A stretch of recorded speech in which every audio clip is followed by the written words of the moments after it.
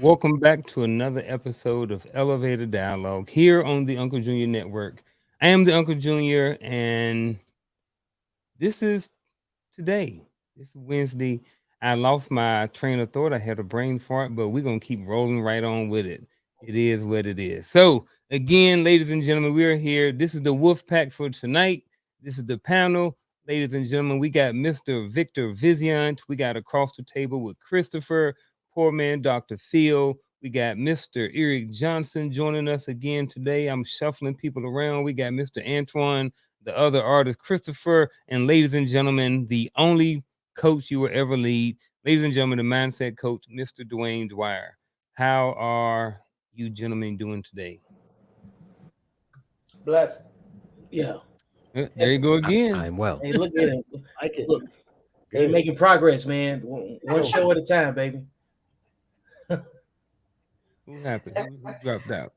On a serious note, though, I am. I know I am. I know you are, Antoine. You got you. Honestly, man, I'm grateful for everything I have, really. Especially my gift. Your gift. What's your gift, Antoine? Enlighten us. Tell us a little bit about your gift.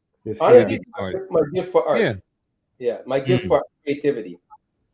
Like, I can always create something to make me smile, you know? And I get to see that in others when I create it for them. I thought you was going spiritual with it, gonna say, yeah, I'm like Samson and I let my hair grow and you know. Yeah. Same thing, bro. That too. So Antoine, so do you think your hair has anything to do with your creativity? You know what? I can't say it does because I only let it grow because of the pandemic when everything was down for 2 years and I just let it kept on going. So is this going to be your new look from now on? No, I'm going to cut it soon. I you know what? It's funny. I said to my mother, I'll cut it when she wants to see it because she hasn't seen it since I was a kid like this. So I said I won't cut it when I go back and see her, just so she can see it, and you know, that's it. And then after that, it's gone. I like it, you know. Are you going to donate it? Yeah. Oh yeah, I'll donate. Do the whole cut thing, whatever they do. Yeah. That's the plan. Happy to be here, though, boys. I love my Wednesdays. Love my Wednesdays. I bet there's somebody out there that paid top notch for a lace front for a lace front of Antoine's hair. Oh, the lace front is that Scotch tape stuff, right? Huh? The lace front is that Scotch tape hair, right? The one I that don't know, man. A coach, ask coaching, and I don't got daughters and or anything like that. I know nothing about that. My daughter's grown, bro. I don't get involved with that. You know about that stuff? I don't know. Anyway, hey, back to the show tonight, man. We already way off topic tonight anyway. So tonight, ladies and gentlemen, welcome to the show. If you are at home, if you're in the chat, anything like that, I appreciate you being here. If you are on any other platform, if you're on LinkedIn, Facebook, or anything like that, feel free to jump in, comment, join in the discussion with us this afternoon. We are going to be talking about how much money men need to make, or anybody for that. In that case, if you look online, social media, different things like that, sometimes what we were taught that, hey, men need to make $50,000 a year. They need to make $100,000 a year. Well, there are a lot of different variables that go into how much money anybody or man should make every year. So the goal for this conversation is not necessarily to give you a dollar amount, but to give you some different ways of thinking, or bring up some different scenarios of the things you may consider when determining how much money you may need to make during your lifetime. So with that being said, gentlemen, first question up tonight is, what are some factors that should be considered when determining the amount of money one needs to make? So can we say, are we talking like an individual as a man by himself or with a family? That's exactly, yes. Yes, as in family, or yes, as in that's what all of that, because that's going to determine a lot. Because at one point you may say, hey, I don't want to have a family. But then 10 years from now, when you're in your 30s, you may determine, or you may decide that you want to have a family. So should you at 19 be planning for a family even though you don't want one? Maybe, maybe not. That's what we're here to talk about. Okay. So I could start this one because being a single man, I could say how I look at it, right? There's certain things you can't go out of bed. Antoine You got can't the go bird without, this week. you can go without, I don't know if medical insurance need that. Antoine, your internet jacked up. Oh, there we go. You got I'll it go this out, time. I'll go out and come back in. All right. Okay. I think a man's plan determines what type of income he should pursue, and I think his skill set determines, like how much money he can absolutely make, that he can plan off of. I think number one, until you have like a skill that you've been able to, like monetize the right way, whether it be employment on behalf of someone else or self-employment, you're gonna have a hard time trying to figure out what your plan is, But a plan has to be part of the mix. A lot of people just want to make money, but they don't have a strategy, They just got an idea. And I think an idea was just a conversation about things that you think you could do versus making the sacrifices strategically that are in line with your plan. I think that's the main thing that determines how much money you need to pursue.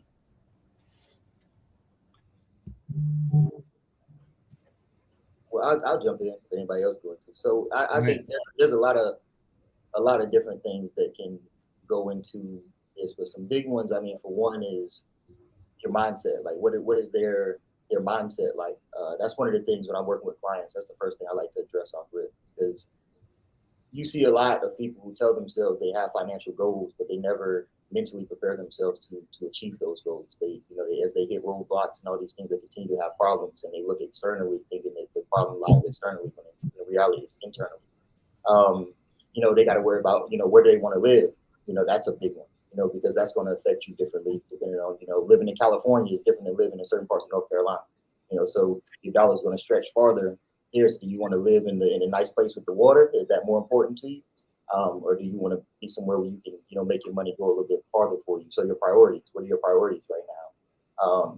I think another big thing is just what will it take for you in this phase of your life to live? Like, what would those expenses be like? Not what you want, but like, what do you need? Like, what do you need for housing? What kind of car will get you where you need to be? Like, I think a lot of people try to do it out of order.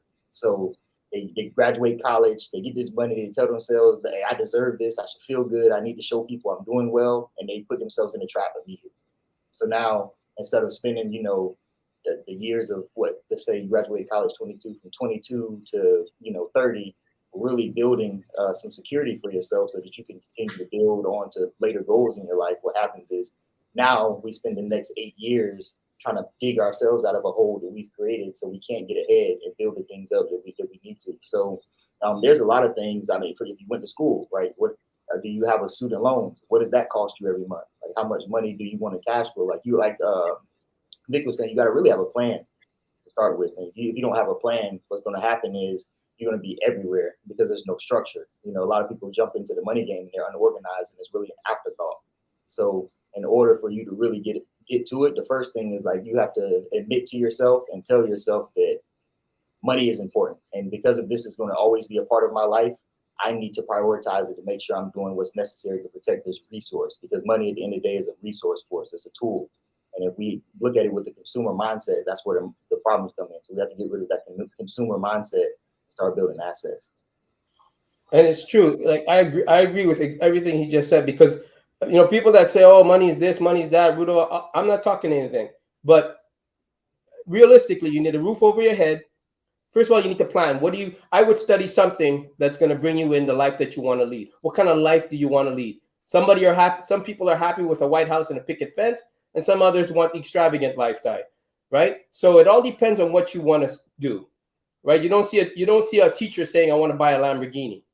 You don't see a teacher saying that. A teacher is usually more in kind of like a humble person, and that's how they get their message across, right? Now, there are some that aspire to be in Harvard and all that sort of stuff, but generally speaking, a teacher is not saying, I want a Lamborghini, I want a Porsche. If anything, they'll do the whole thing behind it. So, but there are certain things you need in life that you can't escape. You need medical insurance. You need a roof over your head, right? I don't think a man should settle at $42,000 a year. I'd say that's a lazy man. I don't think a man should settle at 60,000. I think that's a lazy man. I think a man should always be striving because the economy is going up. So that's realistic right across the board there, right? And I think you're born to do what you do. That being said, now if I'm a single man, so my mindset is, okay, I got to plan for if I have kids, and I got to plan, and I don't want to, didn't have that mindset, like I said, and I've always said it. I did not want to struggle. I did not want that struggle of, I want to have kids, but I want to be able to enjoy them. I didn't want all my money to go towards kids. When my brother told me this is how much he pays for diapers, I was like, God damn, bro, you really? Because yeah, I'm always minus 50 when I'm coming home because she calling for something. So I think as a young man, you should be thinking, how much does it take in the lifestyle you are right now, where you want to go? How much am I going to need to be in that lifestyle that I'm thriving for? That's how I think you should see it. I think I would jump in and say responsibilities and habits, bad or good. Because some of us, we come with responsibilities off the rip because of bad decisions in the past. So you got to look at where you are in reference to where you want to be.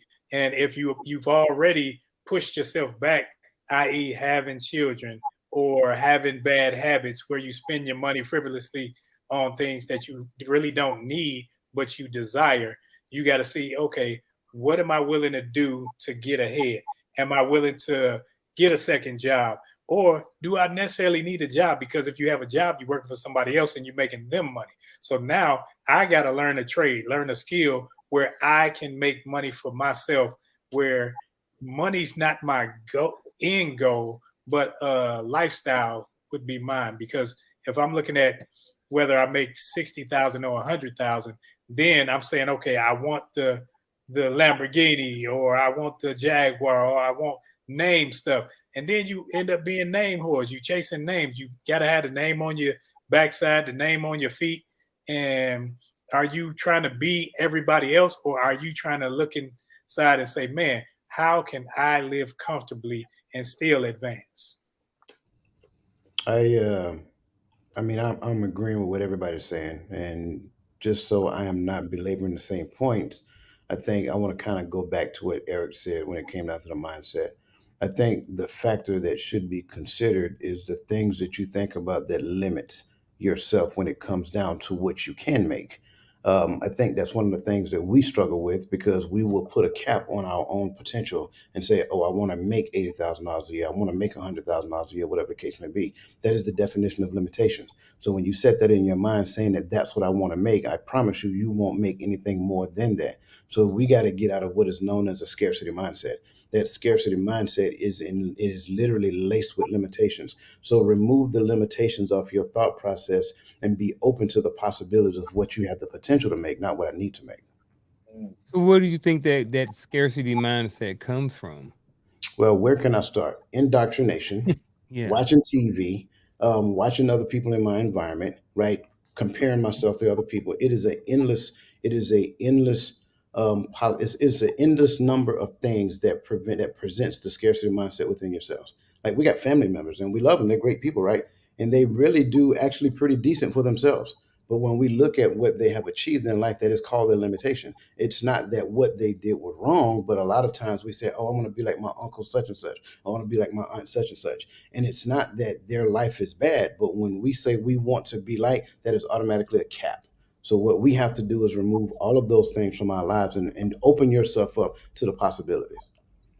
Yeah, I definitely agree. I think one of the things we need to consider is other ways of doing things. You know, like you said, indoctrination. Some of us were taught one way of doing. Some of us was taught, hey, you get money, you put it on the mattress, you put half of it on the mattress, you put the other half in bonds, and then you put 10% to Jesus.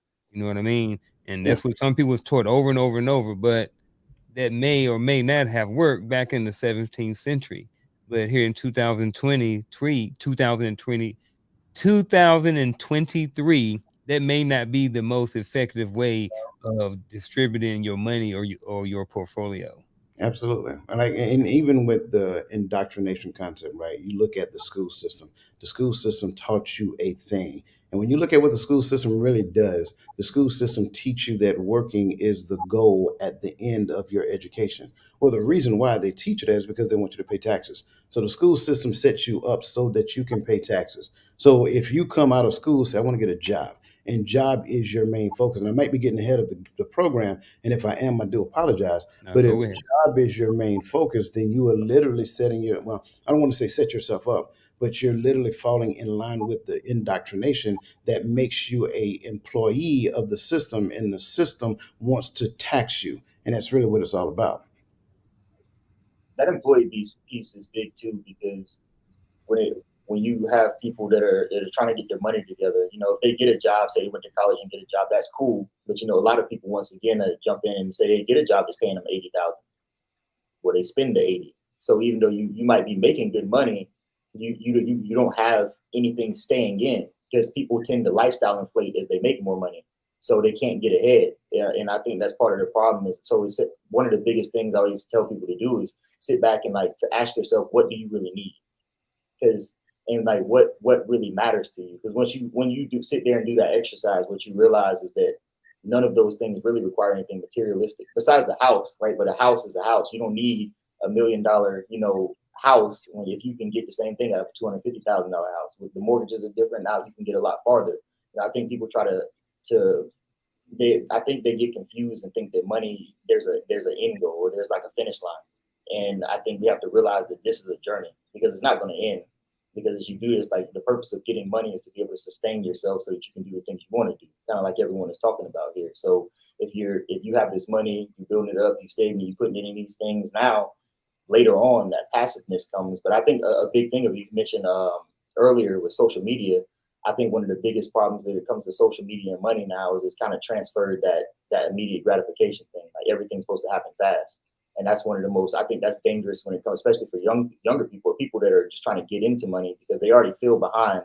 So now you double up on feeling behind with thinking that things got to happen overnight, or that they can.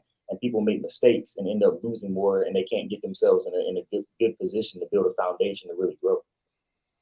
I think people need to also, when you're thinking about money, they need to buy what they need, not what they want in the beginning, right? And if you're not good with money, you need to put the right person in place that can help you do what you do with your money. Because there comes a time, okay, you can get that $80,000 job, great. You need a car to get to work, great. You need the suits to get to work, great. Whatever it takes to get you where you need to be, A, B, and C. That's cool. But then after you issue in any, I don't believe that. All right, whatever. You thing, write and spell, get it over with. Okay, because if you're going to be a doctor, you're going to be working for a hospital. You ain't owning the hospital. You want to be a lawyer, you ain't going to be owning a firm. You're going to be working your way up to partner. That's normal. Don't think you're going to get out of school and tell you right away you're going to get clients. It's not going to happen. You're going to learn the ropes. How do you learn the ropes? Working for somebody. I got a job because I needed to. That job helped me to perfect my career. I was able to work to pay the bills, but my career was art. So I was able to transfer it like that. That's how I looked at it. So I put myself in the best job possible that gave me the most flexible hours to do what I want to do in my career, which is art. So there's a structure behind just getting a job, right? And that's a fact. Some people get out. Some people, study law. The next thing you know, they transfer over to being a doctor. So school is there to help you figure things out, navigate, get your head smart, get your head right, put you right in front of the right connections with people, because you ain't going to get it at home. You're going to be able to interact. You're learning people skills, communication skills. You're not getting that at home. It's just the way it is. So that's what I would say if people are going to school and what they're going to school for. Is it a box? Yeah, it's a box that your ass needs to be in so you can be educated. Outside of that is when you become who you are. But it all boils down to what kind of lifestyle you want, what kind of family you want. I say put yourself in the best positions to have the best choices. Find your niche? And if it's not school, get a trade. Some people, you don't need to go to school to become the top electrician. You need a trade school for that. Some people are gifted that way. School's not for everybody. Yeah, I agree that school is definitely not for everybody. 100%, Antoine. I think another thing that people should consider when determining the amount of money that they need to make is the location, where they want to live. living in certain parts of Alabama or Mississippi may be different than living in certain parts of California or New York. What if you decide at some point that you want to live overseas? So definitely the location of where you live is going to determine the amount of money that you need to make. In my neighborhood over the last few years, we have a lot of people that have been moving from up north. Some of them have retired and they had big jobs and they bought houses and different things like that, and they was able to, sell their house outright in New York or Pennsylvania and come down here and pay cash for a house and still have money left over. So they adjusted their lifestyle, and where they moved from a location that was um the quality, I mean, the cost of living was high to a location that was, lower cost of living. So I definitely think that the location where you plan on living and or raising a family definitely plays a part in considering how much money someone needs to make. I like. Absolutely. Oh, go ahead. Yeah, you good. Oh, I was about to say. So with that too is on the other, I guess, rear end of the living in expensive places. We got a term we call like geographic arbitrage. So especially like younger people that are coming in, like one of the things that we saw with COVID-19 is these companies don't need people in the offices. So I've, personally with clients and other things, I've seen many people who may keep that job in that expensive area that they lived in, but it's went virtual now. So they moved to a cheaper location. So they're earning the same amount of money they would have earned in that expensive city, but they're able to keep more of it because now they're utilizing, a different location to get more of that money and utilize it better. So, I think one of the biggest things, like, back to what Coach was talking about, the limitations, but it's like the limitation of what you believe are possible, because that's just a little bit of creativity. Like a lot of people would tell themselves, like, they stick themselves in a box. So the first thing you got to do is you got to break that box open, get out of the box, and it's like, all right, there's no rules. Because there's no rules, what can I create, or what can I think of creatively to put myself in a position to be the most advantageous? Yeah, see, that goes right back to what I was just thinking. So another thing that you consider is whether or not you want to work for yourself or work for somebody else too. When you work for somebody else, you are capped. However, it may be an easier route in some cases to achieving a certain level of wealth. Yes, you may have to tax and you may not be able to keep all of it. However, there are some professions that, within a certain amount of years, you can become a millionaire or multimillionaire, versus the entrepreneur route may be a little bit more harder. It may be hit or miss. You may not get it. You know what I mean? So, you know, what say you guys, as far as, what you think about when guys are trying to determine, if I should be an entrepreneur or if I should go down the worker job route, because that's and I know you can't give a simple yes or no or do this or do that, but what are some of the things that guys should consider when it comes to finances when they're trying to determine if they should be an entrepreneur and go that route, or work a 9 to 5 to their 65? I think if your skill, your patience, and your expectation management lines up, those are like three components to kind of like operate off of. I think that if you have a problem with authority and you can work without being supervised and micromanaged, entrepreneurship could be good for you. But if you have an all or none mentality and no flexibility, you're gonna have a different route towards it. I think flexibility and being willing to do things that probably are amount to implied tasks. Like for instance, like even while I was doing real estate, what I'm saying, in a different lane, I've been able to be flexible with real estate. Went from long term to short term rentals, but I also cut grass. I also did rental property. What I'm saying, of other equipment. So it's about finding your niche more than anything, and having supporting skills that support the main complementary business as well too. Like I got like right now I'm getting ready to sell a house, and I got a realtor that's done everything under the sun when it comes down to the steps leading up to selling the property, whether it's mortgage industry, understanding contractors and being able to identify certain needs. So even in the worst case scenario, even if you're not dealing with a property, he can at least consult and have resources available that he could offer. You know what I'm saying? So being able to resource things is a part of the entrepreneur mindset too, because you can't just get it off of looking at 30-second YouTube clips.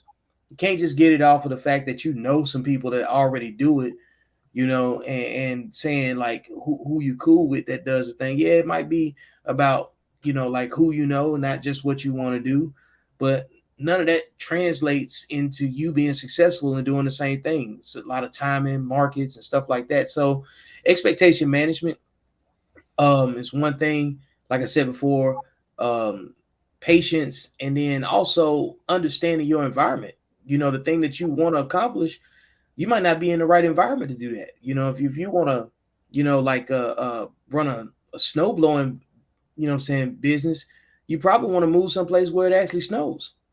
So I think the geography piece comes in, and it's about being, you know what I'm saying, having something that's relative. And you know what? Everybody always wants to know when to become an entrepreneur. When it pays more than the job that's paying your bills. You ain't gonna quit if you get, I mean, that's when you become an entrepreneur. It's a side gig until that happens. Until it covers everything that you're paying, and you have 6 months in the bank to live off of. That's the risk you take when you jump to become. That's the whole risk they take you when you jump to become an entrepreneur. But if it's not paying the bills and you're gonna jump into it and you still got those bills behind, good luck on the stress with that one. It ain't gonna happen. It's not gonna happen. I think that when it comes to job and whatever you do for income, if it's not your passion, whatever it is, that's the stress. So if you had a job, you making $1 million, but you don't like it, you don't love it, it doesn't drive you, you stress. You pissed at the people at work, you mad at this, you mad at that, you beating the kids. It's like if you find something that's your passion that drives you, like Antoine and Peyton, and say, man, I wake up to do this, the money will come. It ain't about the money. See, when you make it about the money, you're going to work towards the money. Then you're going to say, okay, I got to get another job because I got to make this money. But when you find something that you love, that you like, that you just want to do, that's where it comes and say, okay, well, I'm doing it. Then people going to start to pay you for it. Then you're like, oh, I do it for free. I understand what you're saying because you gotta survive. I understand. There had to be a line because I know people who love to play them games. Man, look, hey, look, I got a personal journey. Like, this is my passion. I want to be a gamer. No, man, like I got a current, you know what I'm saying, situation now where I'm balancing the thing that I know how to do versus what am I actually passionate about, you know. And a lot of time when you look up when it's time to, like, do you have the ability to restructure? That's the other part too. See, in entrepreneurship, you got to be flexible. It's not just getting in it, you know what I'm saying? Because once you're in it, what are you going to do if the idea you went into it with is no longer applicable to what you got going on, you know? And the idea still may be useful, right?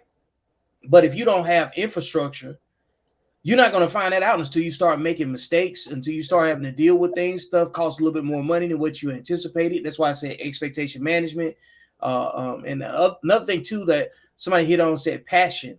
If you're not passionate about it, you're not gonna maximize your opportunity. You're gonna treat it as a job, and eventually, guess what you're gonna do? You're gonna work for the thing that you started. So that's when you hear people say, I've been working in my business. Now I want to work on my business. The hardest separation is to restructure so you can work on your business instead of in it. You know what I'm saying? And if you're working in it, you work for it. So like at that point, you're just working for you're just being responsible and showing up for the thing. That's why, like, if you talk to guys that do certain types of work, like if they work in contracting, you know, like for construction or something, they'll spend their whole lives framing houses and everything else instead of creating their own management of people that frame businesses or frame houses or something. Because you can find a niche, but if you fail to find a niche that you're passionate enough about, you're going to end up working for your business. You just be self-employed. So the way I like to look at it too is when I'm talking to people about this, especially this specifically, is there's a 9 to 5s get a bad rap. and especially now. And I don't think they should. Reason being is, I always ask people what better investor to have than a 9 to 5, right? I think the problem is people get into the 9 to 5 and they haven't set any actionable goals for themselves, so they don't have any milestones that allow them to work themselves out of that job. So it's a difference between having some, hey, I know I want to have this much cash flow each month. I want to be able to do this, this, and this, or this job. If I keep my expenses low, I know that I can save, $250,000 in the next 4 years, which I can utilize to actually, sell or finance the business that I really want to start. Go buy a business. It's already there. I don't have to go through all the other stuff. So that 4 years doesn't go to waste, but you have a plan, right? So I think if you look at them as your investor, then the object becomes how much of this money that they're giving me to invest into my dreams, my future, can I really keep and utilize with the actionable plan to get where I want to be. But if you go in there and you just working, spinning, you say you want to, be an entrepreneur, you're not going to be able to get anywhere. But if you can, if you're starting to build that dream, along with working your 9 to 5, well, now you can really grow it, because 9 times out of 10, you starting a business, you're not making that much money.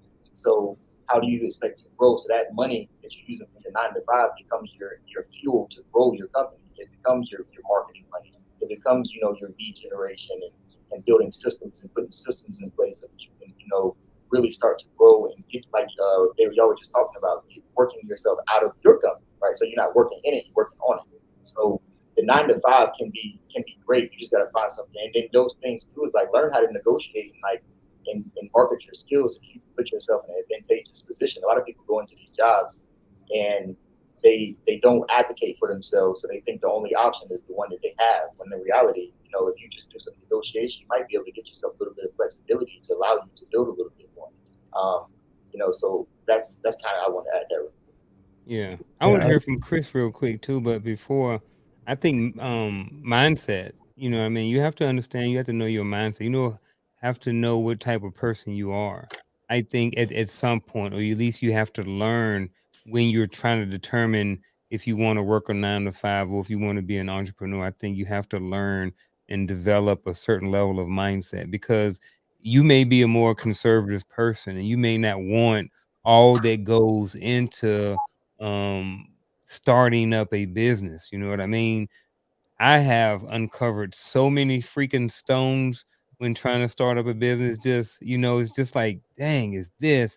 And then that requires you to do more research. And then you open up that, and that requires you to do 2 or 3 more different things. And it's like, okay, well, boom, if I don't have a job, I have to cover my own 401k or my own retirement and my own insurance and different things like that. So I think sometimes people don't even understand what all goes into running a business and being an entrepreneur until they really get invested in it or do extensive research. So I want to say, again, that, I think one of the things that determines, or that guys should to determine when trying to decide which route they want to go to, is understanding who they are as a person.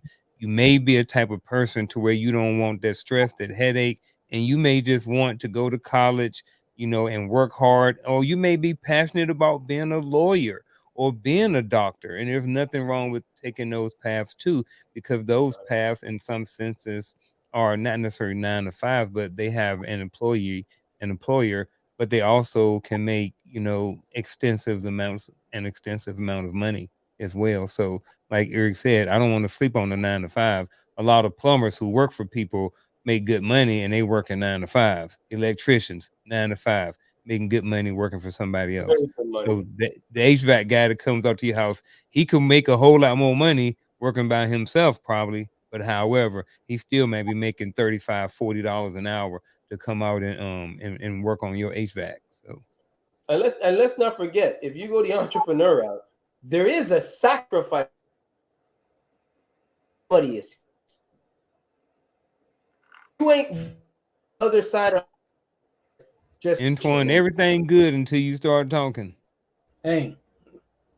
Hear me out? I think whatever bit his internet bit mine. Yeah. Go ahead, Chris. While you got some space and Antoine jacked up, man, what you got to add to the conversation? What factors should be considered when determining the amount of money one needs to make? I would say,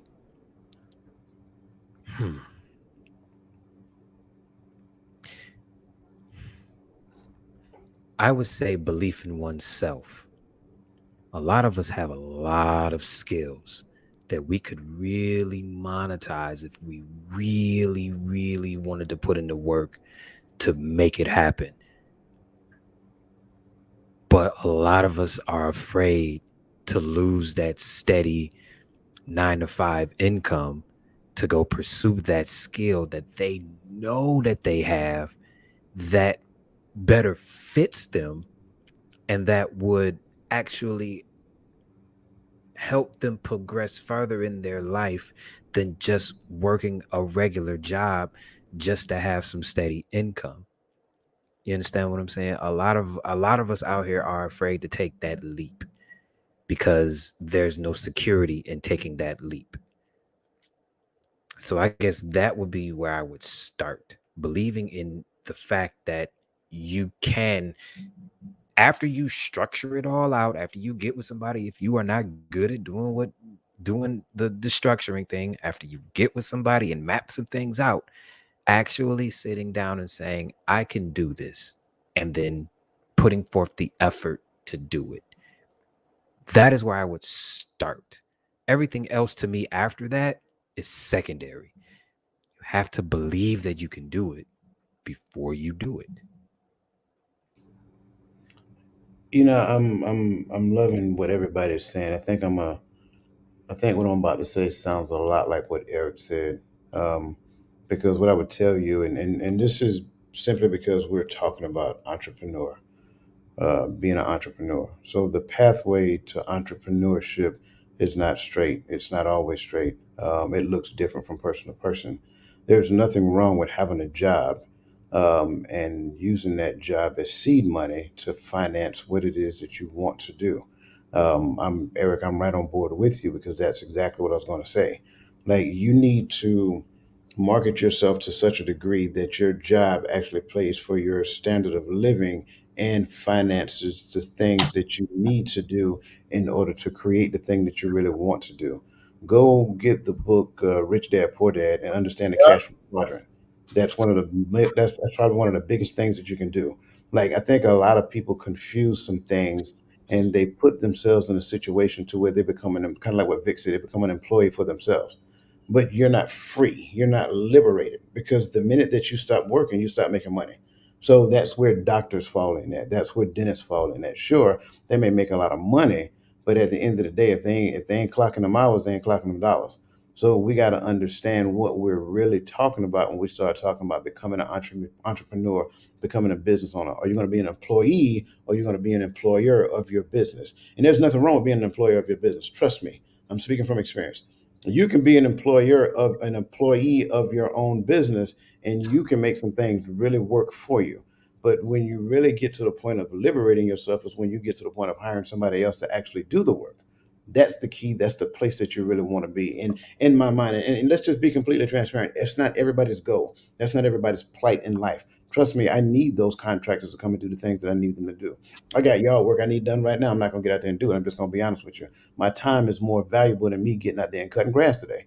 So that's just really the thing that I need those people. And as long as I need those people, and trust me, I know a lot of you guys in this panel need those people as well, right?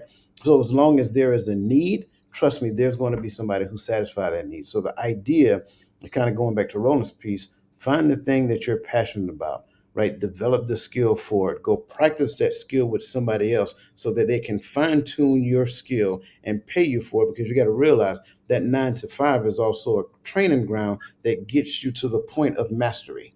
If Yep. you have not achieved the point of mastery, nobody's going to pay you for it. Nobody pays you for apprenticeship.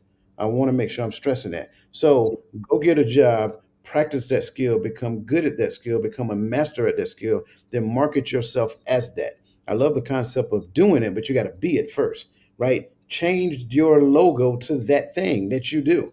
If I want to be a plumber, then I'm calling myself the plumber from that point on, right? That way, everybody else, when they recognize you as, Tyrone the plumber, whatever that looks like, right? So when they think of plumbing, hey, what about Tyrone? Let's call Tyrone up. That's kind of like how we want to do. So you got to become the thing that you really are good at. That way, just like Antoine, I'm using Antoine now, right? Antoine, the artist Christopher. right? So if anybody understands and know Antoine, you automatically associate Antoine with art. That's the goal that you want to get after. So once you rebrand yourself after the thing that you master, now you can venture off into that thing and use somebody else's money to seed it. And all I was saying before you messed up is that there is a sacrifice, and be prepared to pay it. You're not going to escape it. I don't care who you are. Unless you got some seriously deep pockets, there is a sacrifice, and you better be prepared to pay because it's going to collect. That's all I'm saying for that. That little transition period that Coach talks about, Roland talks about, everybody, that's a sacrifice right there that you got to say, okay, am I prepared to make it? Because I'm going into my bank account to pay my bills if I don't get up and do this. You know, that's all. I mean, yeah. I know some people kind of hit on it. The people kind of hit on it already, man. What are, how does a person's individual desired lifestyle influence the amount of money that they need to make?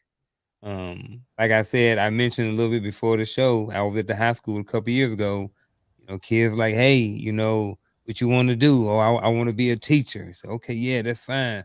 Where you want to live? I want to live in Beverly Hills and drive a G-Wagon. Well, it's going to be kind of hard to do on the teacher's salary. So you either need to kind of dumb down your vision, or either, you know what I mean? Or something, you got to adjust something in there in order for it to fit.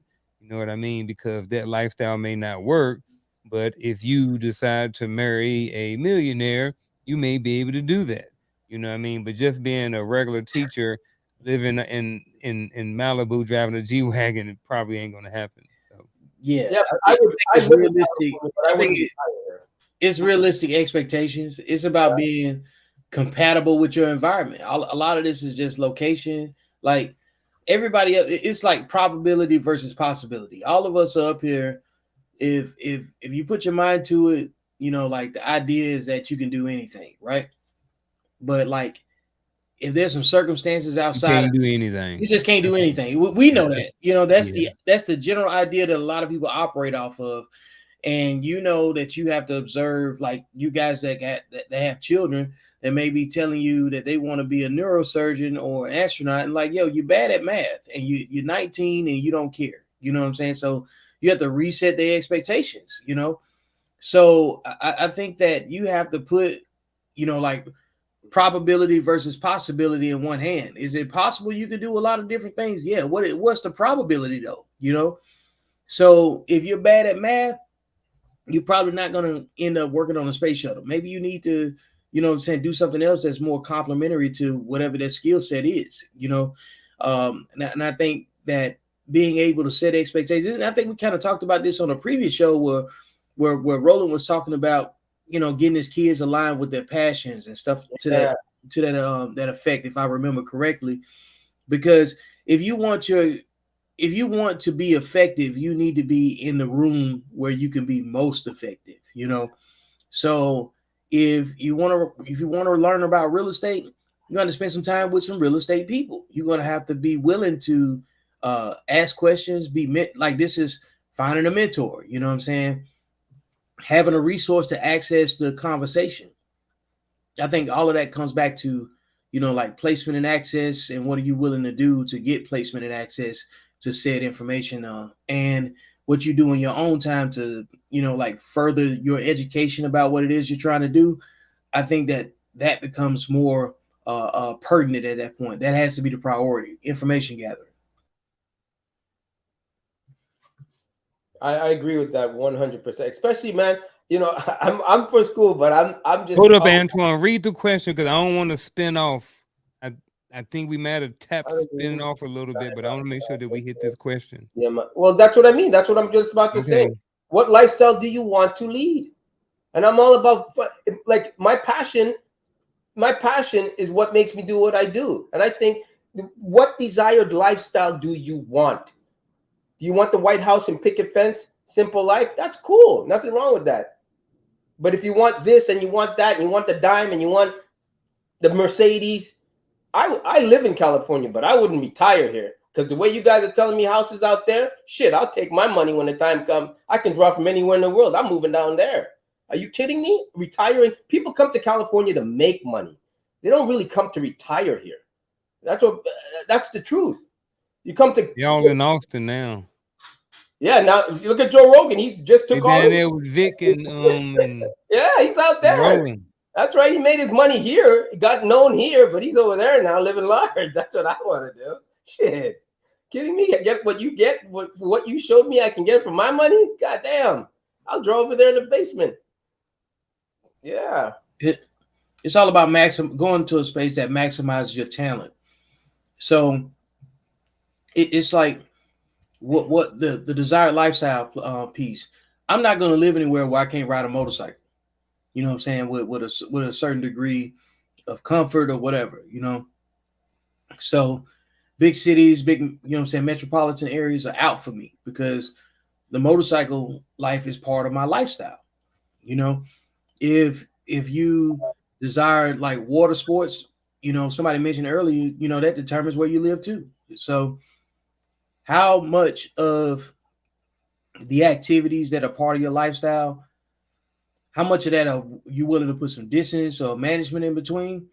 And how much of it you willing to compromise? Because you got to give up something. Yeah, I think when it comes to this question too, when you think about your desired lifestyle, and we'll say like, oh, I wanna have fun, or I want to have a nice house, and that's where most people stop, right? But when you dig a little deeper and say, well, what is that? What is that car you tell yourself what you want to drive? What would that cost per month? That house that you say you want, what is that going to cost per month? You said you want 2 kids. How much is that going to cost? And now the life you saying, now you starting to put some numbers by it, because now you can see right now whether or not you're on par, whether you're behind, where you need to do some work, or whether maybe you need to adjust your goals so that you can get to that point of being there. But I think we get so caught up in just telling ourselves what we want, but we don't put the data behind it. But we can't chase a vision, right? You got to put something on paper so that you can have your KPIs. We always talk about key performance indicators, and that's no different. If you know that to live the life you want, you need $8,000 cash flow every month, but you're only making 3. Well, right there, that tells you that you need to add something to the system. But then go, you know, to what we were talking about earlier, is like I'm talking about skills. So I think when it comes to skills, one of the things when it comes to money, everyone talks about investing. And when we say investing, we think what? Properties and stocks most times. That's what everybody wants to run to. But not many people recognize the fact that one of the biggest investments you can make into yourself. We're talking about skills, but how do you get the skills? You got to pay for them, right? You don't just get them. And a lot of people want to go out here and try to get these skills for free. Like you said, you might get a 30-second clip on YouTube or go in there and think they're going to be an expert, but you got to pay to play.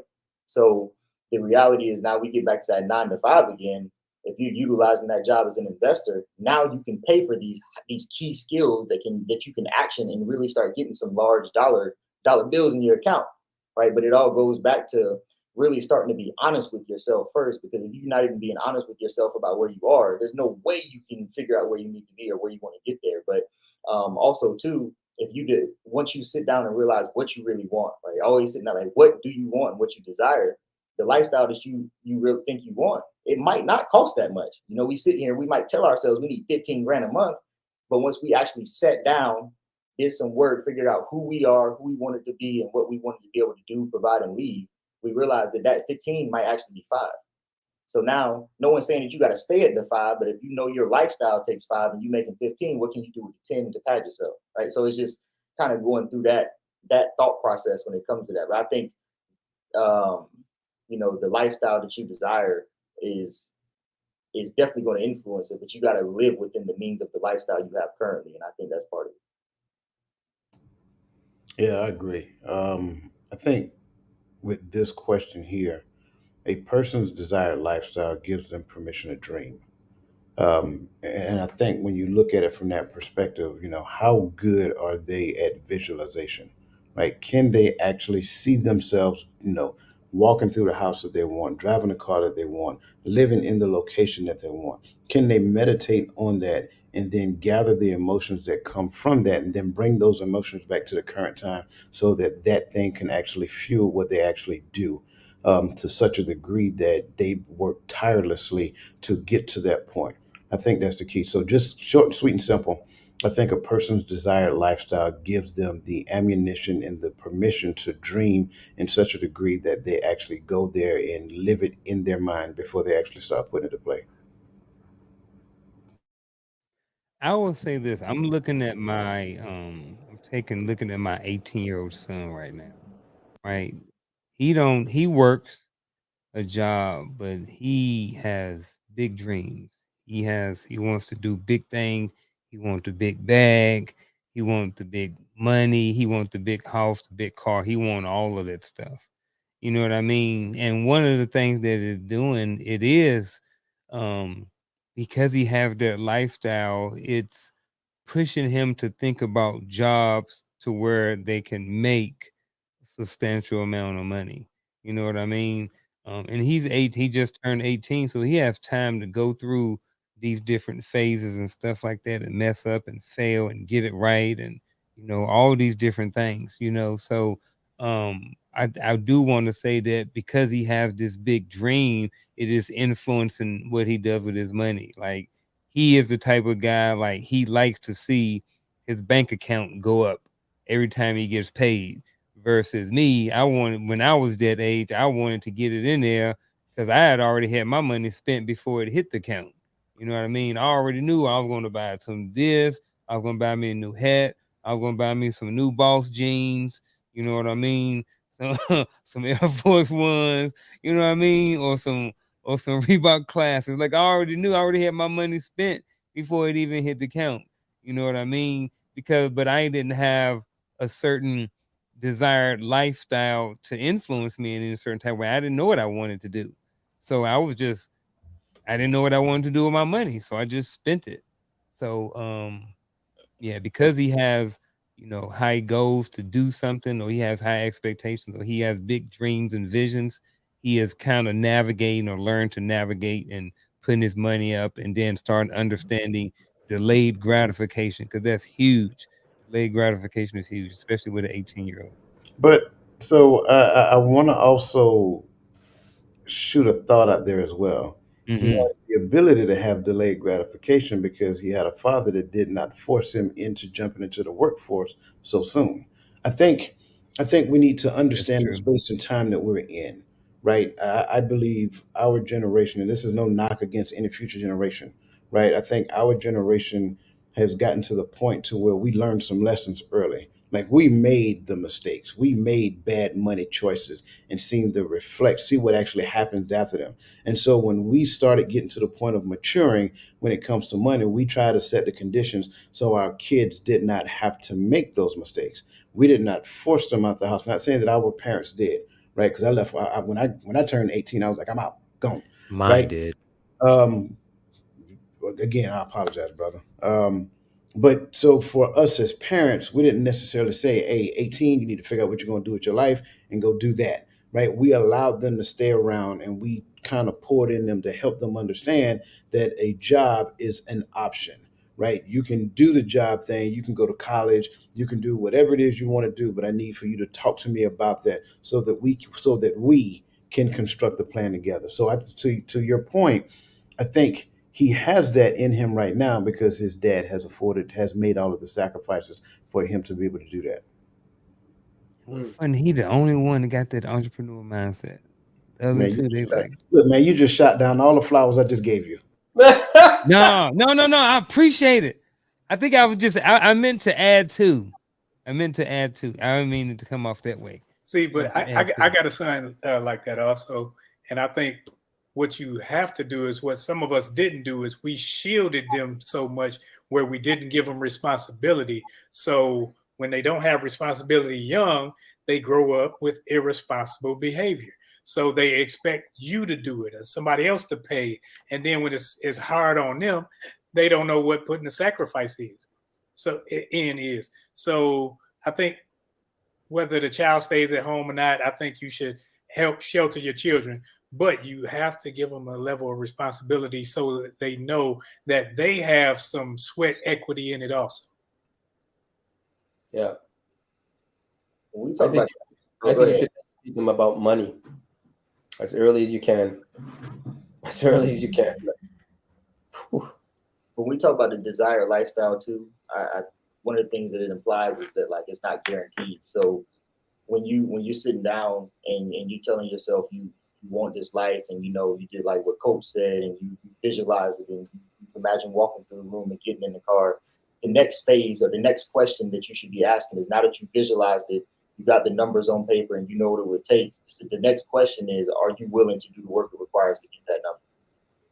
And that's the next piece, because you know you start trying to creep up to this life, but you're not willing to do what it takes to build up to it and build what it takes to sustain it. You're getting yourself into a bad situation. You'd be better off not going for that, and you know, figuring out what's going to work for you, or what lifestyle you're willing to do the work for. Also, be realistic. Jeez, you gotta be realistic, man. I mean, you can't, you know, yeah, you can shoot for the stars and hope to land on the moon, but you gotta be realistic in your goals. My desires have changed now. Now that I'm where I want to be, and I want to be even more, I'm diverting now towards, okay, now I want my more desirable is more of a family than my money, career. Like, attention is that way. Like, okay, good. Now I'm in a position I could leave. I could position. Want to go on vacation? I get a check. I'm good. Not coming back for no struggle, love. I'm not coming back to pay bills. And so it's shifted a bit, right? But before, when I was younger, that direction, nothing getting in my way. That's how it was. So I think you have to allow room for change. Just a little. Yeah. Put yourself in the position for the life you want, though. Just won't put that out there. Don't let that. You muted. What you got, Chris? I guess I would start by just asking, is this really your desired lifestyle? Or is this just something that you saw and you want to try to emulate because you think it's cool? Oh, there we go. Social media. You understand what I'm saying? That is where I would start to ask the questions. And then when the individual actually comes to the realization that, okay, all right, this might not be the lifestyle that I want. I think I kind of want this one. Then you can determine what to do from there. Once that individual figures out that, okay, this is really what I want, okay, let's map it out. And then just go from there. But I would just say, make sure that it is something that you want and not something that you saw that you think is cool and you think you can handle, because the person that is doing it and that you're looking at can do it and can handle it. Because a lot of people see things but have absolutely no idea what is going on behind the scenes and how much work and how much sacrifice it takes to do those things. They see a lot the of people trinkets. think that it's easy, and it really is not. It is not easy at all. You understand what I'm saying? It is not. People see the trinkets, you know what I'm saying, the bright and shiny objects, you know, like the cars, The the vehicles, highlights. the highlights, you know what I'm saying? But they don't, like, you got to know how to take an L. You know what I'm saying? Like, you gotta, there has to be a structure to the things that you want, because if you focus on the things, then again, I think Coach or someone put a cap on like anybody's aspiration. If all you want is, you know, a nice car, you can get that. You know, you can get whatever vehicle you want, but what's the structure to the thing that you want? Because everything has structure. It's never just what you see. There's a method to the madness. There's an architecture into how you have yourself structured and postured, you know, to take advantage of the next thing. It's not doing it for the vehicle or doing it for the house. And on top of that, a lot of people want to get rich on one play. You got to get rich on a system. You need a system. You need a network.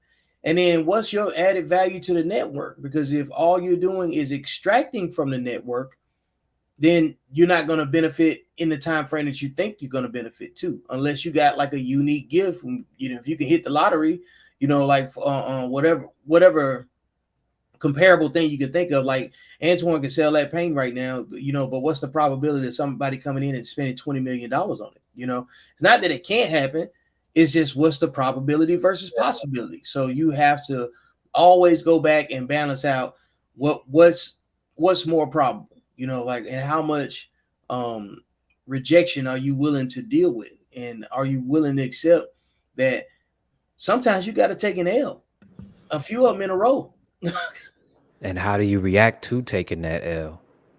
Can you take that L and say, this is not a loss, this is a learning lesson? Or do you take that L and say, I can't do this? I quit. You know what I'm saying? I And like, quit. if you have never completed anything, you're gonna have a different experience with being an entrepreneur if you want to be successful. Anything worth having is gonna be worth doing. And if you don't follow through, then how can you be reliable? Because like the thing is about being an entrepreneur, you have to be useful to other people. You can't just extract from other people. You have to find a way to fill a niche and be useful to other people. If you're not useful to nobody else but self, you're probably going to spend more time working for your business. You know what I'm saying? It's going to allow you to pay your bills, but the networking and the people connectivity and everything else, that's the part that helps you grow.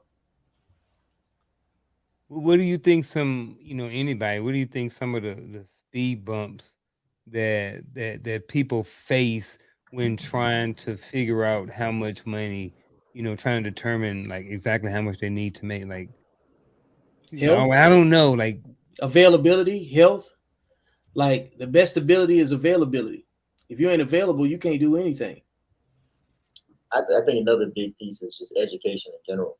I think, in order to go into any situation when it comes to money, you need to educate yourself. I mean, one of the easiest ways to see, most of y'all are military, you see the young guys go make bad financial decisions when it comes to like vehicles.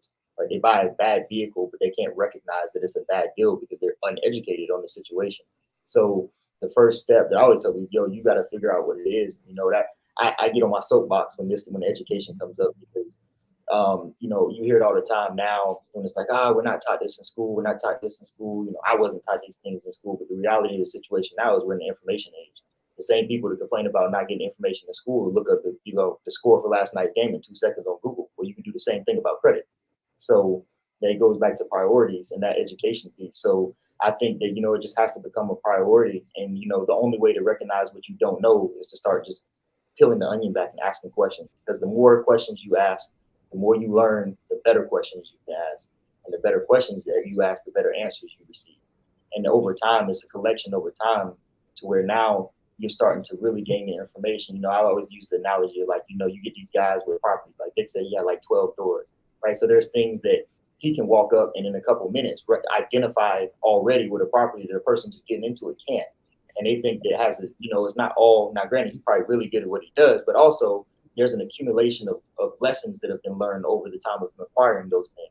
That education piece is there that they're missing. So I always, want to emphasize that before you really start trying to do anything with money, just sit down and figure out what it is, because you're only putting yourself at more of an advantage by just learning this scenario. You don't have to be the best, but even if you don't understand it completely, you know what questions to ask now. Now, instead of saying, hey, how do I buy a house? Now you can say like, how do y'all determine what my debt to income ratio is based off of it? Now you can ask more specific questions to get better answers, right? But now you're not going in and ending up being like, they not approved me for my loan because they're racist.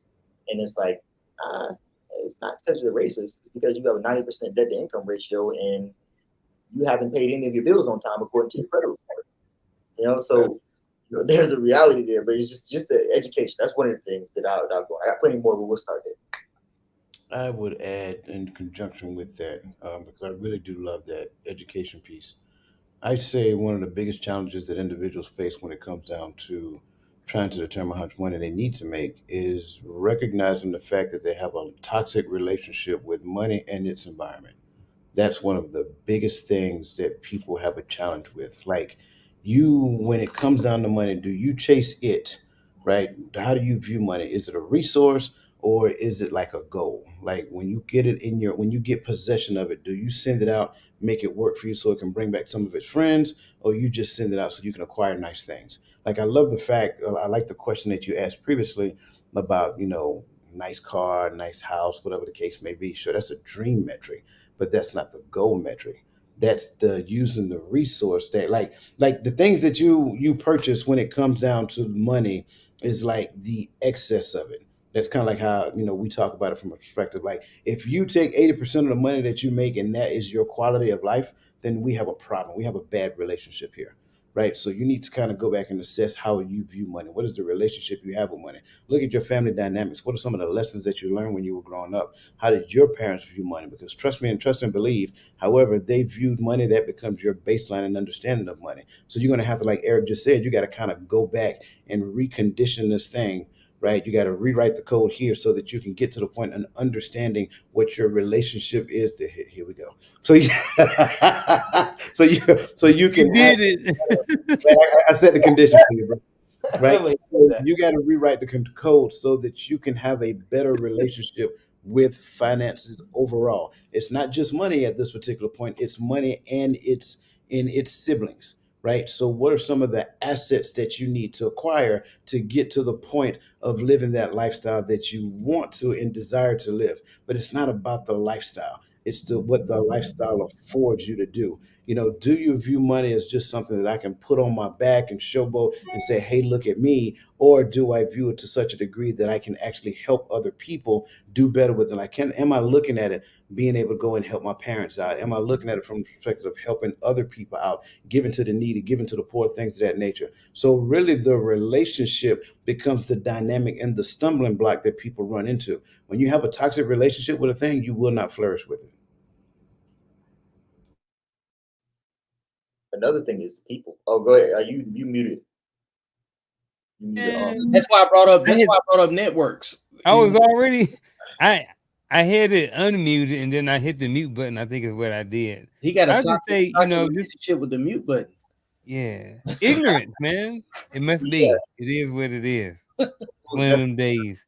But man, a common challenge, I think, is just ignorance. It's kind of what Coach and Eric was saying, just ignorance, just not freaking knowing. And I remember I was a private. I ran up over $1,000 worth of long distance phone call bills. You know what I mean?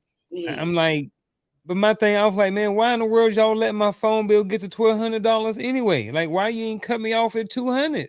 Like, why you let it go all the way to $1,200? But it's part of the system. It But is see, what it is. that's that victimhood mentality. Why you Victimhood didn't stop mentality. me? Exactly. Like I stress this a It lot. is what I used to think. You're not the only one. Yeah. You know what I'm saying? That's what I'm saying. Like I stress this a lot because the same thing you do with people, 9 times out of 10 is the same thing you do with finances. You just don't see it that way. Right. So the same conversations that we have, hey, fellas, don't get involved with a person that does this. Don't get involved with a person that does this. Like we have these metrics and these standards that we create on how you can look at a person and analyze them to see if you're a good fit. You need to look at yourself and analyze yourself as well when it comes down to how you see money working in your life. Like I can't stress that piece enough because it becomes disheartening. Do you have the ability to self-reflect on your behaviors and say, you know what? When I looked at the decisions that I made, it did not equate to the dreams that I had. And so I don't care what kind of job you got. If you got a toxic relationship with the money you make, you're just going to squander the money. Hey, Already wonder. another thing that common challenges that individuals face when like trying to determine how much money is part of the lifestyle too is the sexual discipline piece. Like if you out here chasing everything but your business outcomes and things associated with that piece, your outcomes are going to reflect what you chase. That's why the part where Coach was talking about having a toxic relationship with money, anything that's affiliated with the toxicity that's associated with money, the negative stuff, the things that are the bright and shiny objects that have no substance after them, that have no structure, and you just, acting out. Like that's when you get guys like Mike Tyson able to reflect on how wild he was before, he had his lowest point, and one of the pieces in there is whatever he was focused on that was tied to the money. So Coach is absolutely right, which when you start unpacking what the toxic relationship is to money and what you're connected to, it's going to come out in your behaviors, because that money is going to give you the access to whatever you want and whatever you can afford. And sometimes it's going to be more expensive on the back end. Man, I used to have Hmm. real bad toxic relationships with money back in the day. Man, toxic as heck. You couldn't hear the right information when you was operating with, you know what I'm saying, with toxic intentions in money. Ain't no way. Then there was the ignorance, It's so and no disrespect to my mom, but my parents didn't. They didn't have, they didn't teach us a lot of great financial knowledge and information and stuff like that. You know what I mean? So on top of that, and then the ignorance, and then rolling with, we talked about it not too long ago. The our first credit card from college. You know what I mean? Going walking in the hallway, $500 credit card, pull a tab off, call the number. A couple weeks later, you got a $500 credit card. A week after that, you got $500 worth of debt. You know what I'm saying? So yeah, man, the ignorance got me big time. But there's no excuse. Even though I was ignorant with money, at some point I had to learn. Like Eric said, we all got to use it. You ain't getting away from it. Might as well get good at it. Yeah, but I want to put some blame on the social media, because social media is pulling people away from this job mentality, grades. I mean, it's showing social media is giving these young kids today more instant gratification, that they don't need to think like that anymore. They don't.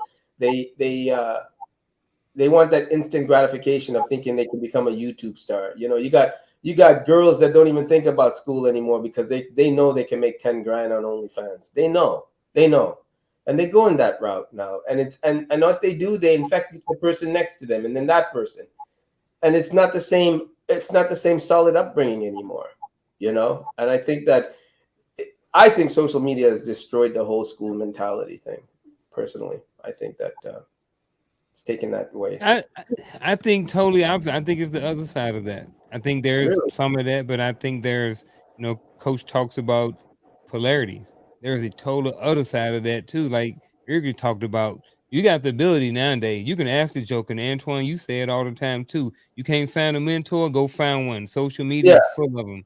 it You know has what I its. mean? So I do think that there's the other side of that. There is the good side of the phones and the social media, that you get to hear the information. I think the negative side, to add to your point, is that they see the 1% of the population on social media that's doing well, and they think Yeah. that applies to everybody else.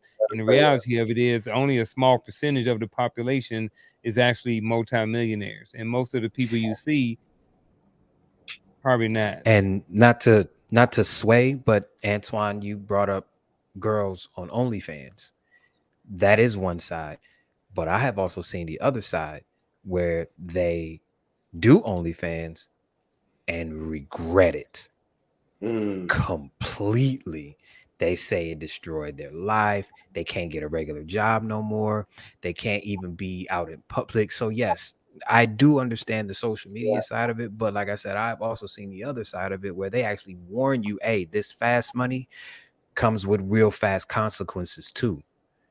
And some of these consequences you might not be able to handle, because yes, you earned all of this money doing all of this disgraceful stuff, but look at what your future is going to be. You understand what I'm Right. saying? So I get how social media can sway people, but I also see how social media can, like Unc said, the polarity thing. I can also see how social media can talk some sense into you.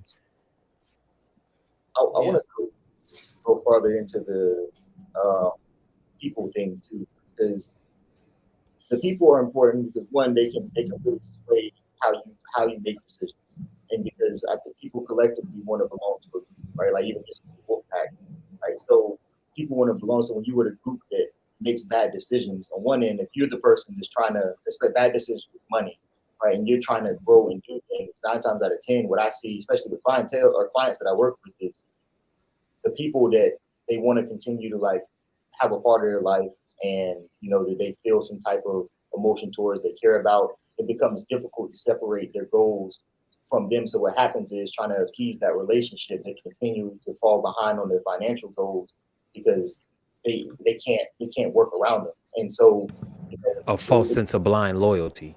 yeah, exactly. You don't see how that, and I always ask them, I say, yo, if they cared about the relationship, the thing you're trying to do would put everybody in a better situation. So why wouldn't the group try to conform to what you're doing instead of conforming to what's getting shown time and time again not to work?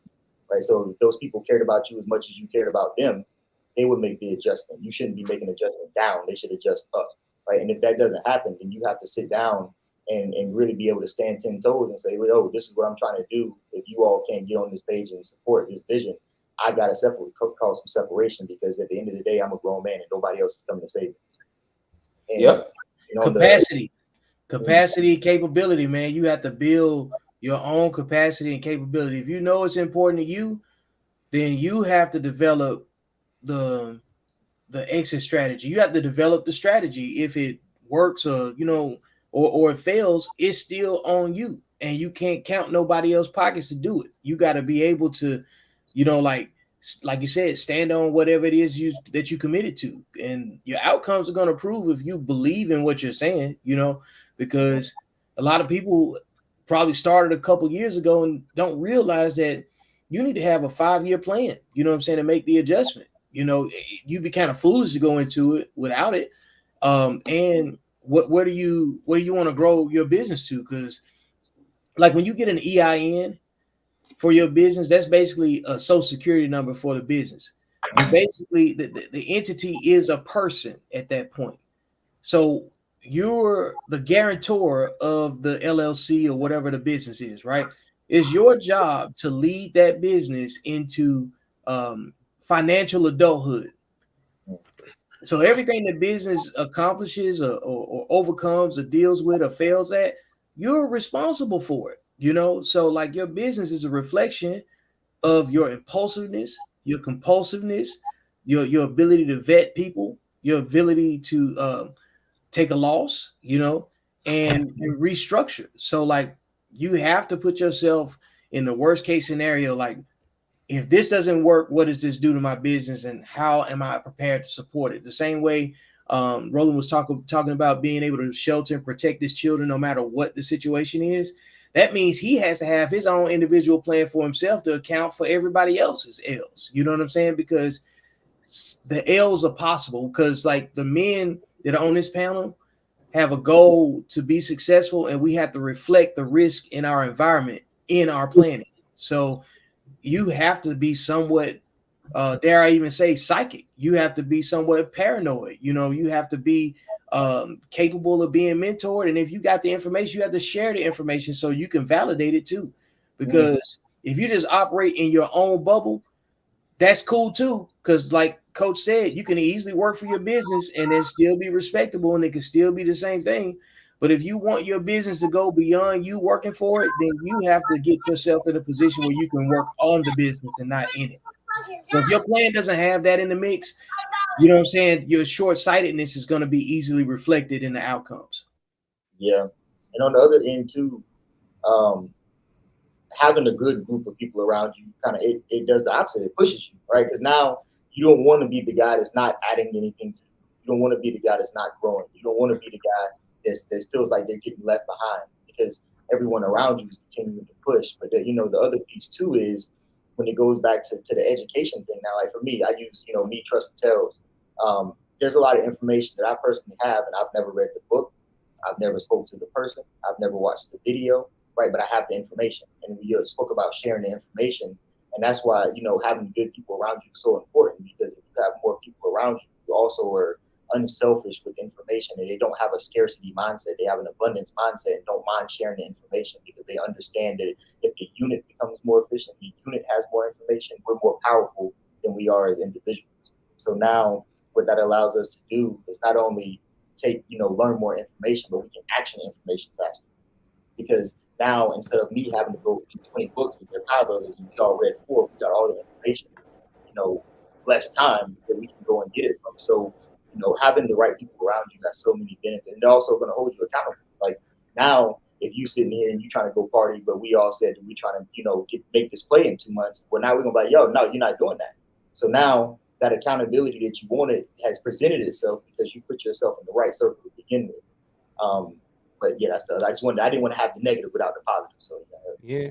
And then also You listening said to fake something. people, negative people, not negative people, but fake people.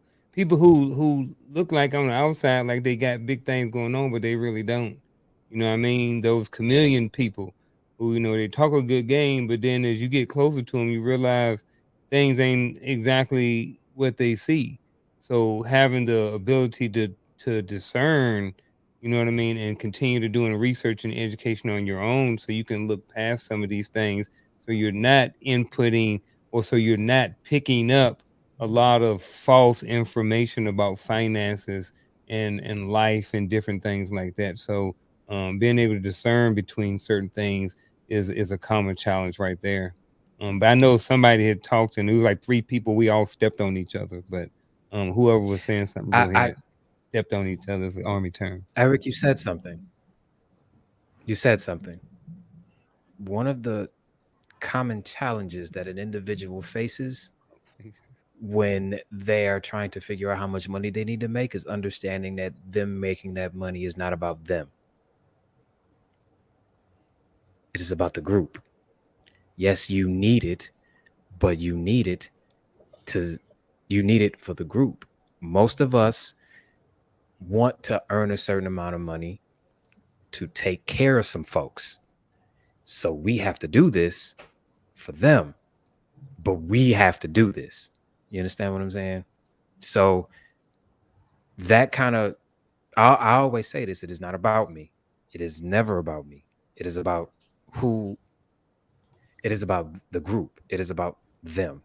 Yes, I got to do it. So initially it's about me because I got to do it.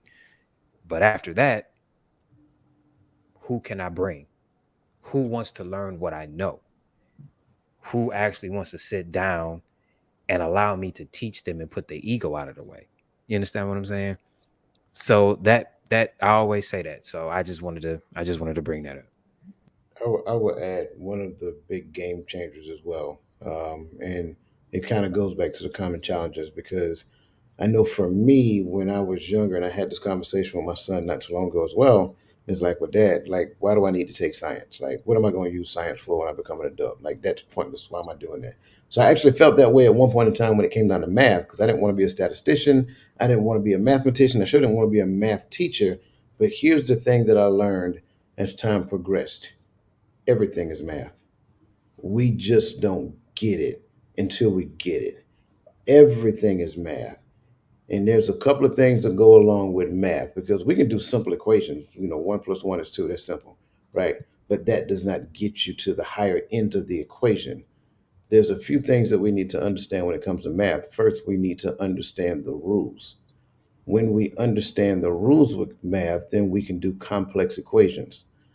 And we need to also understand to not be blindsided by the exceptions. We look at a lot of times, especially when you guys are talking social media, right? What you guys are talking about is the exceptions to the rule. Everybody look at the exceptions to the rule and think the exceptions to the rule is the rule. It is not the rule.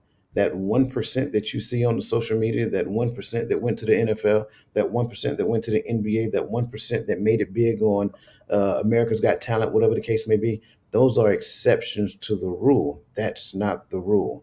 You have to go back and understand the rule to the equation that you are currently working on in your life. And trust me, there are multiple equations that you're doing, but you have to make sure and make crystal clear in your mind what equation that you're currently working on, and make sure that you add the proper variables to that equation to generate the outcome that you want.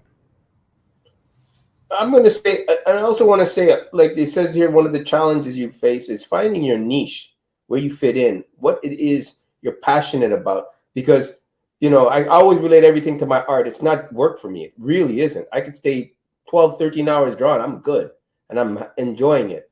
So the challenge is finding your niche. What really makes you get up in the morning and go do what you need to do? That is such a hard thing that people are today struggling with. They don't know. There's so many options today that they don't know. They don't know what they're good at. So they say, let me study this until I figure it out. Time's a waste. And I think that is such a hard thing to find out, what you're good at, what you're passionate about. And once you find that, then you got to figure out, okay, how much money can I make from that? like you said with the gaming things, people really want to be gamers, you know, but you ain't gonna make money in the beginning. So it's really a challenge that to face to find that in a realistic way. Man, I think if I had it my way, if I had unlimited resource, I could just do whatever I want to do. Wake up, I just pedal. I would just pedal around all day long. Like I like doing a whole bunch of different stuff. Like I'd get up, I go work out, then I go out and I play in the yard for a little bit. Then I go feed the chickens or something. Then I go get on the scooter or something. You know what I mean? Like I just So you just want to be frolicking in the woods. Just frolicking, man. Just free. Just frolicking. Just doing piddling, frolicking. Piddling. Just piddling around, just doing a whole bunch of nothing. You're like, you know what I mean? You have on some overall and some Crocs. I got overalls with a straw hat. Crocs. No shirt on. Yeah, I got a straw hat. I got a cowboy hat. Nothing wrong with straw hats. I'm just saying. Man. But in my next life, I want to be a jet pilot, man. Ship to ship, grabbing the world, leaving my little seed everywhere I go. Woo, flying and landing jets. Oh hell yeah! I'll be having one in every country. God damn! I would not be married. My money be going into my own bank account, and then I be going to all the little seeds you sprinkle around the world. Did he just say that he was about to be Nick Cannon out here? You know that whole sampling goods thing? I would take that to the next level. A French Nick Cannon. Antoine has. Man, Antoine wants to be a Pookie. And I'm in a jet. Woo! And I'm in a jet. Yeah. Antoine want to be a Pookie with a jet. A French Ray Ray. A French Ray Ray. A French Ray Ray. I would be having fun, man. I'd be walking around. He's just getting out with paintbrushes, scuffing up somebody's chick in every country you stop in, man. You can't trust him. That sounds like a good life. Getting off the jet with his hair all slicked back with his fake suit on. Oh yeah, man. I'd be walking into a bar like that. Just came off the jet, you know what I mean? Got my big patch right here, F-14 Top Cat. And it sounds good until he get checked for prostate cancer every 2 to 3 years. You pulling them jeeves, bro. I'm trying to tell you, you got to constantly get checked. Really? Oh yeah. Oh, I didn't know that. Yeah. You pull a lot. You too sassy to be running around here worried about. Are you guys serious or are you joking right now? Are you guys serious? Might be a little bit of both. Yeah.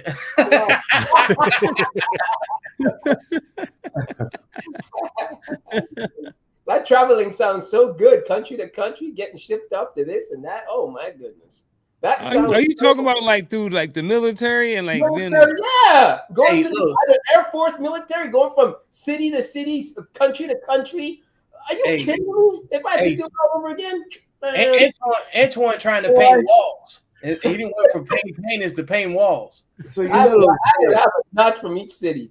So you know those jets are not like their POVs. They just can't jump in the bad boys and fly to France whenever they want.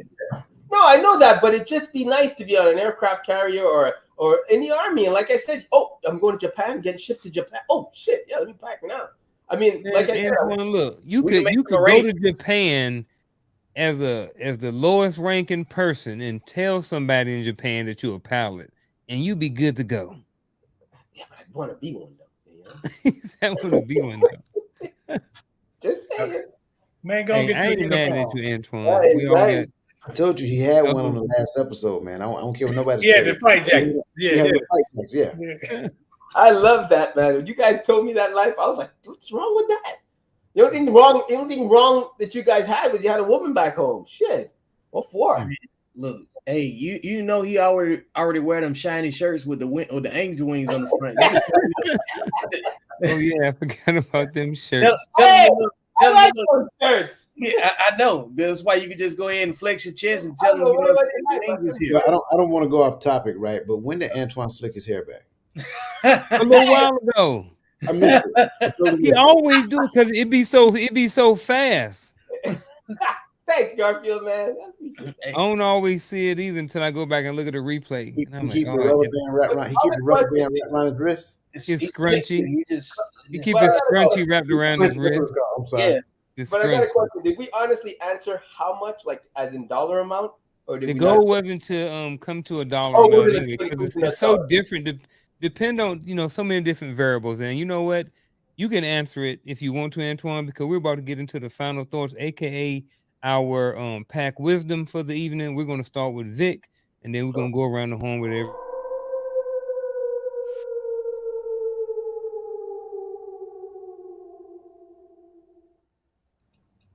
So tonight's episode is about entrepreneurship and how much money you need to make, and making the transition from being employed to self-employed, and a lot of things that go into the points of consideration.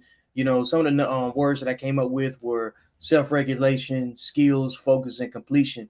Self-regulation, kind of captures all of the expectation management, being able to take a loss, being able to accept things that you can't change, and then moving around according to those situations, taking what the environment gives you and still having the ability to see a plan through to completion. And in order to complete something, you're going to have focus and you're going to have skills. Do your skills match up with the outcome?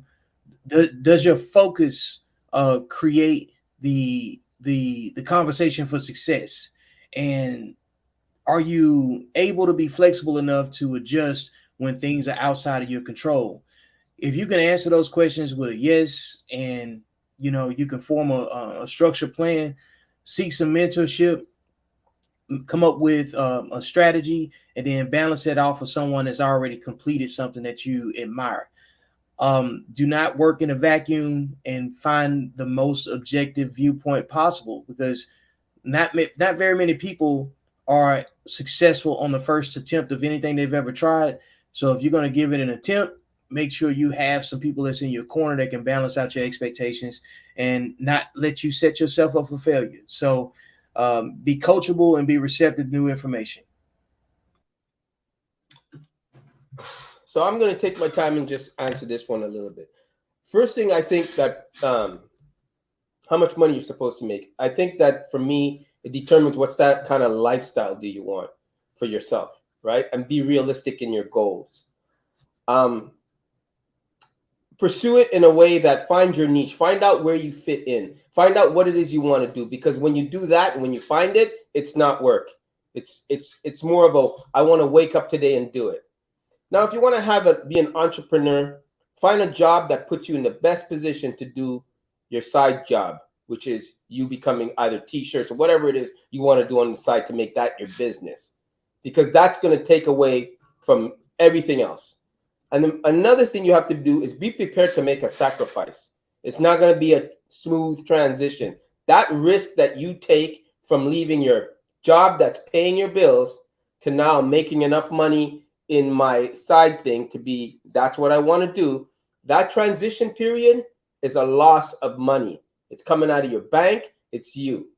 So another thing I want to say is, if you are thinking, let's say how much money you're supposed to make. You're supposed to make enough money to afford a good lifestyle for yourself, meaning you have no choice but to pay your medical bills. You have no choice but to have insurance. You need a car. You need a roof over your head. These are numbers you can't escape as you become an adult. You can't escape them because you have to live. It's called life. Nothing impressive about it, but these are realistic things that you have to pay. You have to get to your job in something. A bus ain't gonna cut it. I mean, it does for some people, but depending on where you live. Now, I'd say, and another thing you have to take into account, location, where you are going to go to live, to prosper in what you want to do, right? Because if, like we said in the episode, if you love, I don't know, cutting grass or mowing lawns and all that, well, you ain't living in Canada and Vancouver with the snow every year, because that business is dead. So you have to also think, am I prepared to pick myself up, carry myself over to where I'm supposed to be to do that job and leave everything behind? So that's very important. So how much do you want to make? You want to make enough to have the lifestyle you want to live. And that determines what kind of lifestyle you want to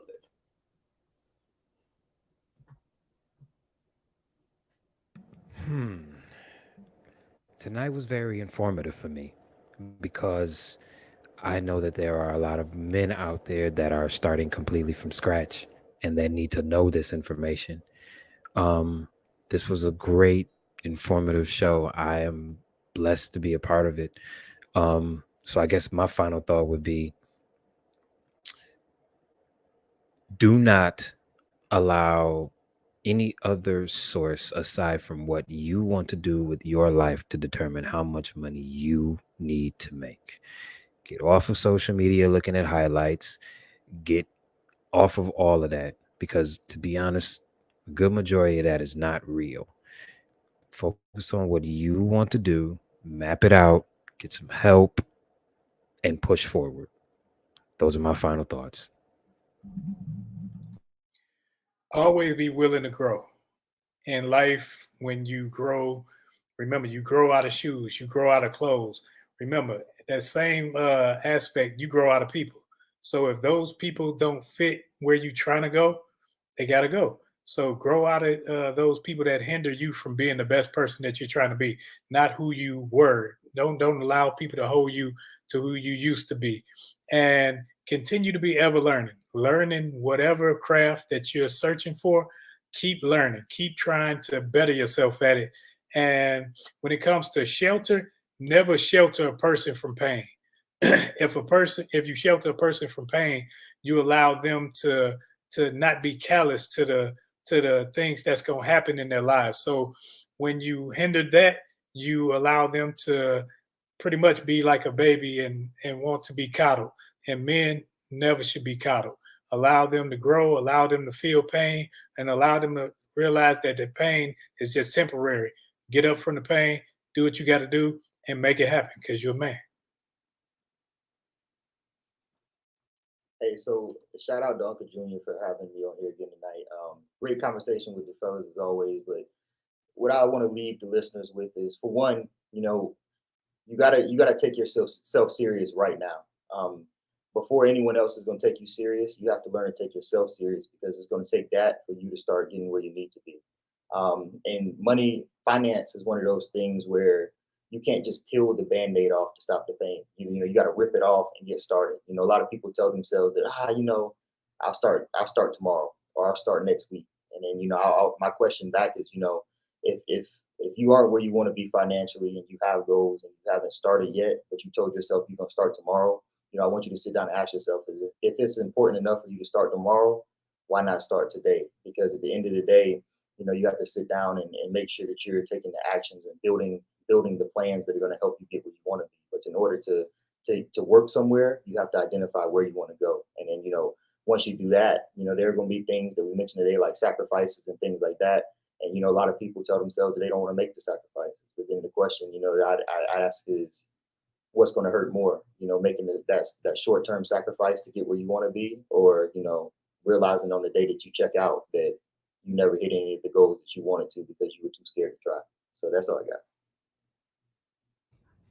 Hey, for me, I'm gonna keep it short and simple because you heard a lot of great points from everybody so far on the show, and I agree with every last one of them. I think there's a couple of things that really need to happen. First and foremost, you need to understand math. I talked about that previously. We need to understand the equations that you're trying to execute in your life, and then make sure that you inject the variables that make it possible for you to win. Next, I will also say you need to understand the laws that would actually work in conjunction with what it is that you're working to. You hear a lot of people in past times talk about the law of attraction. And, after the movie The Secret came out, it was like the law of attraction, law of attraction, the law of attraction. And that's great. But the law of attraction is a subset to the law of energy. So you need to understand what that really means. So what you need to do is stockpile laws that work in your favor, stockpile laws that work in your favor in conjunction with the equations that make it possible for you to win. Everybody has the opportunity to win at any given point in time. The only person who can deny you and forget you and stop and prevent you or stop you from winning is you, and only you. Stop playing the victim in your own life. Like, no one made it possible. No one prevented you from doing anything. No one, started none of that. Nobody else but you. You were the reason why you are where you are. You are the reason why you have achieved the level of success that you've achieved, or you just missed it. If you just missed it, that's not failure. That's an opportunity to learn. Go back and reflect and ask yourself the questions that you need. Surround yourself with people who would challenge your own thought processes as well. I think you need to put yourself in the company of individuals who aren't afraid to challenge your worldview. That's what you really need. You need people to challenge the way that you think so that you can get to the point of thinking on a higher plane. And that's what I'm going to end with. Gentlemen, I appreciate it. It's been a lot of great things, experiences, information that have been shared here tonight. So I personally want to thank you all right here, right now, before we close out, for all of that information and everything that you shared tonight. Anytime we talk about money, that's a big topic, because we all need money. We all not need it, but we do need it. We have to have it in order to survive. We have to have this resource or this tool in order to live a daily life, and the decisions that we use or the decisions that we make with this tool determines our lifestyle and how we live. And it also determines, how much money we need to make for whatever type of lifestyle that we need. So again, thank you, gentlemen. Thank everybody who has been here in the chat, everybody who is watching at home on the replay or anything like that. Ladies and gentlemen, check out Code Talk. I think is going hot tonight. Friday night, Empowering Perspective podcast. And then Eric Johnson, check him out. He got a YouTube channel too. In the Smoker. He's a financial coach as well. So feel free to reach out to him or anybody else over here on the platform. All of our information will be in the description. And we will see all of you back again next week. Same time, same bat place. 7 p.m. Eastern Standard Time, Wednesday. Have a good one. See y'all. We out.